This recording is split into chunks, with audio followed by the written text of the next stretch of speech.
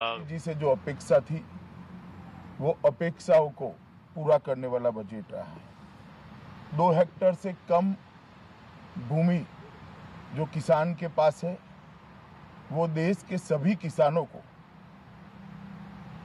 प्रधानमंत्री किसान सम्मान योजना के तहत 6,000 रुपया सालाना दिया जाएगा।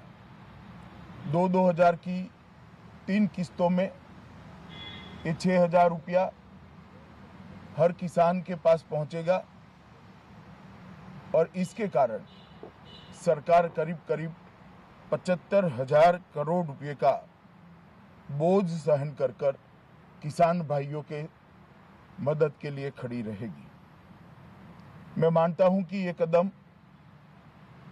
किसान की आय दोगुना करने में बहुत उपयोगी होगा, क्योंकि जो किसान बैंक से ऋण नहीं लेते हैं उनको भी ये फायदा होने वाला है। बैंक के कर्ज की माफी सिर्फ एक बार होती है।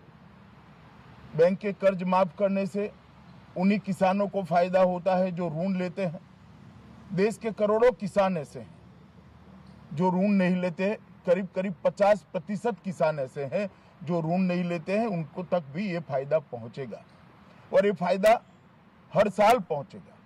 ये योजना है, जैसे मनरेगा हर साल होती है इसी तरह से ये योजना हर साल रहेगी। तो मैं मानता हूं एक लंबे समय के लिए किसानों को सहायता देने की ये योजना देश के हर गरीब किसान के लिए, छोटे किसान के लिए बहुत, उनको इनपुट्स के लिए, किसान को खेती की शुरुआत करने के लिए बहुत मददरूप होगी। इसके साथ कामधेनु संवर्धन आयोग बनाकर प्रधानमंत्री जी ने गौ संवर्धन के लिए बहुत बड़ा कदम उठाया है। हमारे संविधान के मार्गदर्शक सिद्धांतों में गौ संवर्धन और गौ संरक्षण दोनों प्रमुख रूप से उल्लेखित किए गए हैं। गायों की नस्ल को सुरक्षित करना, उसको बढ़ावा देना, गौशालाओं का निर्माण करना, अनेक विध गौ संवर्धन के उद्देश्यों को एक कामधेनु संवर्धन आयोग पूर्ण करने में सहायता करेगा। और हमारी सनातन संस्कृति में चाहे पूज्य बापू हो या विनोबा भावे, सबने गाय के महत्व को हमारे समाज जीवन में, हमारे अर्थ जीवन में स्वीकारा है और प्रधानमंत्री जी ने कामधेनु संवर्धन आयोग से इसको बल देने का काम किया है। किसान क्रेडिट कार्ड में समय पर भुगतान करने पर कुल 2 और 3 ऐसे 5% की रियायत देकर एक बहुत बड़ी और राहत समय पर भुगतान करने वाले किसानों को दी है। मैं मानता हूं ये बहुत बड़ी बात है।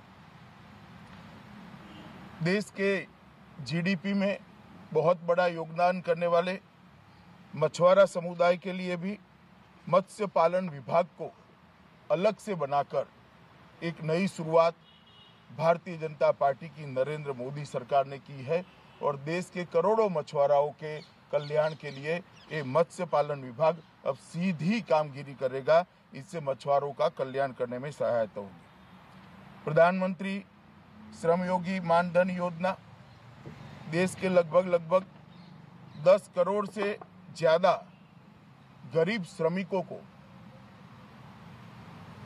60 साल की आयु के बाद 3,000 रुपये का पेंशन, जिसमें उनके जितना ही कंट्रीब्यूशन भारत सरकार करेगी, ये बहुत बड़ी रियायत देने वाला है।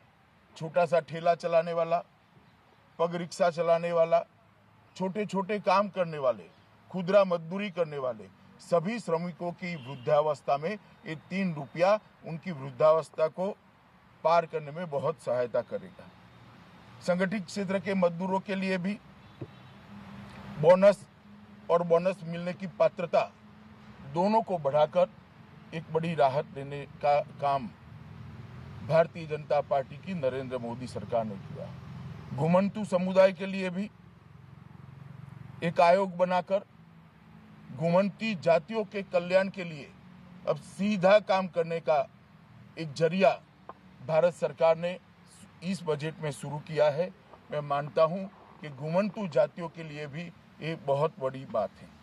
1 लाख गांवों को डिजिटल करने का जो फैसला लिया है, उससे गांवों के अंदर रोजगारी भी बढ़ेगी, गांव और शहर का अंतर भी कम होगा, गांव की शिक्षा में भी सुधार होगा, गांव के स्वास्थ्य में भी सुधार होगा और गांव को सेल्फ सफिशिएंट बनाने में, ये गांव को डिजिटल करने का जो फैसला लिया गया है, मैं मानता हूं ये बहुत बड़ा फैसला है और इसके लिए हम नरेंद्र मोदी जी को पार्टी की ओर से बधाई देते हैं। मित्रों, भारत की आजाद होने के बाद रक्षा क्षेत्र के लिए सबसे बड़ा प्रावधान इस बजट के अंदर किया गया है। सबसे बड़ी राशि इस बजट के अंदर प्रोवाइड की गई। प्रधानमंत्री जी ने यह कर देश की रक्षा के लिए नरेंद्र मोदी सरकार का जो कमिटमेंट है उसको प्रदर्शित करने का काम किया है। मैं मानता हूं कि पहले 1 रैंक 1 पेंशन और ये रिकॉर्ड राशि बजट के अंदर जो प्रोवाइड करी है, इसके माध्यम से देश की रक्षा को सुनिश्चित करने का काम किया है। नॉर्थ ईस्ट के विकास के लिए पहले दिन से सरकार कटिबद्ध। रेल के नक्शे पर पूरे नॉर्थ ईस्ट के राज्यों को लाए हैं, एयरपोर्ट के नक्शे पर, हवाई नागरिक उड्डयन के नक्शे पर नॉर्थ ईस्ट के हर राज्य को लाने के बाद नॉर्थ ईस्ट के विकास के बजट में 21% की वृद्धि, ये आज तक की सबसे बड़ी बजटरी वृद्धि है। मैं मानता हूं कि नॉर्थ ईस्ट के विकास के प्रति कमिटमेंट को भारतीय जनता पार्टी की नरेंद्र मोदी सरकार ने एक बार फिर से प्रस्तापित कर सत्यापित किया है। उज्ज्वला योजना ने अब तक 6 करोड़ गरीब महिलाओं को, उनकी रसोई को, उनके घर को धुएं से मुक्त करने में एक बहुत बड़ी राहत दी और ये योजना को आगे बढ़ाकर 8 करोड़ तक का लक्ष्य रखकर देश के करीब करीब 80% से ज्यादा घरों के अंदर गैस का चूल्हा पहुंचाने का लक्ष्य नरेंद्र मोदी सरकार ने रखा है। मैं मानता हूं देश की गरीब महिलाओं के लिए ये बहुत फायदेमंद होगा। देश के मध्यम वर्ग के लिए ढेर सारी रियायत इस बजट के अंदर प्रधानमंत्री जी लेकर आए। सबसे पहले 2.5 लाख तक की आयकर की सीमा को सीधा डबल कर 5 लाख तक की सभी आय को आयकर से मुक्त करने का काम कर देश के मध्यम वर्ग को बहुत बड़ी राहत देने का काम किया है। और मैं मानता हूं मध्यम वर्ग जो प्रधानमंत्री जी से अपेक्षा करता था, उससे कुछ ज्यादा ही प्रधानमंत्री जी ने मध्यम वर्ग का समर्थन करने का काम किया है। और जो निवेश कर पाएंगे, निवेश करना चाहते हैं, ऐसे सभी करदाताओं को अब 6.5 लाख रुपए तक कोई टैक्स देने की जरूरत नहीं है।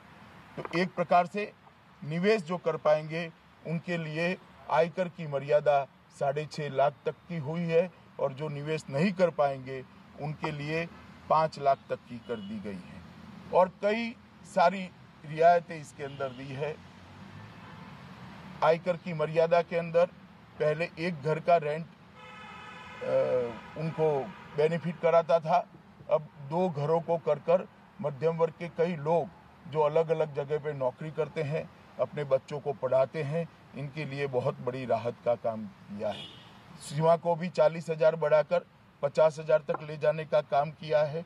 ढेर सारी रियायतें मध्यम वर्ग को लिए भी ये सरकार लेकर आई है और मुझे आनंद है इतना सारा करने के बाद भी फिस्कल डेफिसिट को नियंत्रित करने में सरकार सफल हुई है। सिर्फ 3.4% का बजट घाटे का लक्ष्य रखकर इस सरकार ने ये सारी रियायतें दी है। इसका मतलब राज्य की, देश की इनकम बढ़ाने में, आवक को बढ़ाने में सरकार को सफलता मिली है। फाइनेंशियल डिसिप्लिन के सभी 4 कॉर्नर्स को मेंटेन किया गया है और मैं मानता हूं इसके कारण महंगाई की दर जो अब तक 5 साल में कंट्रोल रखने में भारतीय जनता पार्टी की नरेंद्र मोदी सरकार को सफलता मिली है। अगले साल भी महंगाई की दर नियंत्रित होगी। मित्रों, ये बजट एक सर्वांगीण बजट है। ये बजट विकास को गति देने वाला बजट है। ये बजट रोजगारी का सृजन करने वाला बजट है।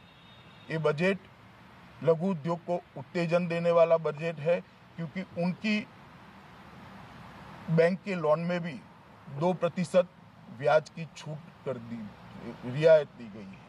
पहले 40 लाख तक की रजिस्ट्रेशन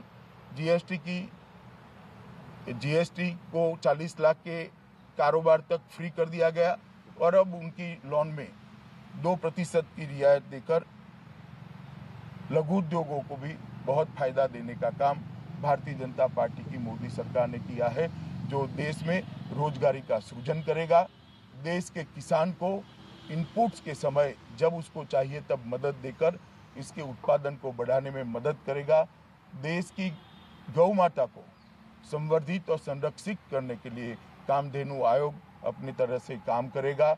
घुमंती जातियों के लिए भी एक अलग आयोग बनाया गया है। मछुआरों के लिए भी एक प्रकार से उनकी विकास को सरकार ने प्रायोरिटी देने का काम किया है। समाज के हर वर्ग को बजट के अंदर समाहित कर फाइनेंशियल डिसिप्लिन को भी मेंटेन रखने का काम सरकार ने किया है। इस बजट का मैं पार्टी की ओर से स्वागत करता हूं और इस बजट के आधार पर देश के विकास को जो प्रधानमंत्री जी ने गति दी है, दुनिया में 6ठे नंबर की अर्थव्यवस्था हम बने हैं, दुनिया में सबसे तेज गति से बढ़ता अर्थतंत्र बने हैं, उसी रफ्तार को अगले वित्तीय साल में भी हम चालू रख पाएंगे। इस भरोसे के साथ फिर से देश के वित्त मंत्री पीयूष गोयल जी और देश के प्रधानमंत्री नरेंद्र मोदी जी को मैं पार्टी की ओर से बहुत बहुत बधाई देता हूं। धन्यवाद। त्यामुळे भाजपचे राष्ट्रीय अध्यक्ष अमित शहा यांनी या सगळ्याचं स्वागत केलं आहे। आपण एक स्वाभाविकपणे सत्तेतला पक्ष आणि सत्तेतल्या पक्षाचे राष्ट्रीय अध्यक्ष म्हटल्यानंतर प्रत्येक मुद्द्यावरती सरकारचं अतिशय मुद्देसूद पद्धतीने समर्थन करण्याचा प्रयत्न हा अमित शहा यांनी त्यांच्या भाषणाच्या माध्यमातून केला होता।